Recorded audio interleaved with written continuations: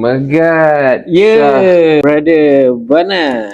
Apa ada ni? Hari ni apa kita punya lauk? Hari ni lauk kita Vivo Y17s. Oh, apa masalah? Masalah ni customer ni mengadu, telefon dia masa datang, Hmm.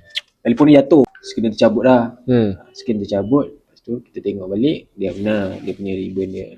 Oh, dah habis tercabut. Ni ribbon LCD dia. Allahu Akbar, sian dia. Dah kelas orang panggil. Ribbon LCD, tapi kena tukar LCD sekali ke tak? Tukar LCD sekali satu set lah. Ni dah gedak-geduk dah siap pasang dah. Dah siap, okey, ada test lah. Ada test semua. Lepas tu gam balik, Nak seal balik lah. Seal bag dia, bag cover dia.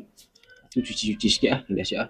Alhamdulillah. Selamat ada anak komputer kan. Alhamdulillah. Alhamdulillah. Apa pun siapa yang cari battery high capacity boleh tengok sana. Battery iPhone high capacity. Siapa yang nak boleh check out untuk iPhone kita memang ada jual. Kau boleh pasang sendiri. Jimat pun jimat. Dah terjual hampir 10. Dah dekat lah 10,000 unit dekat TikTok Shop dan juga dekat platform satu lagi. Betul. So, apa tunggu lagi? Check out. Ingat high capacity, ingat anak komputer. Bateri iPhone dan capacity kita ni capacity lebih tinggi daripada bateri original. Bateri health dia function macam biasa. Untuk iPhone ke atas boleh diagnose, boleh hilangkan unverified dan dia akan naik use.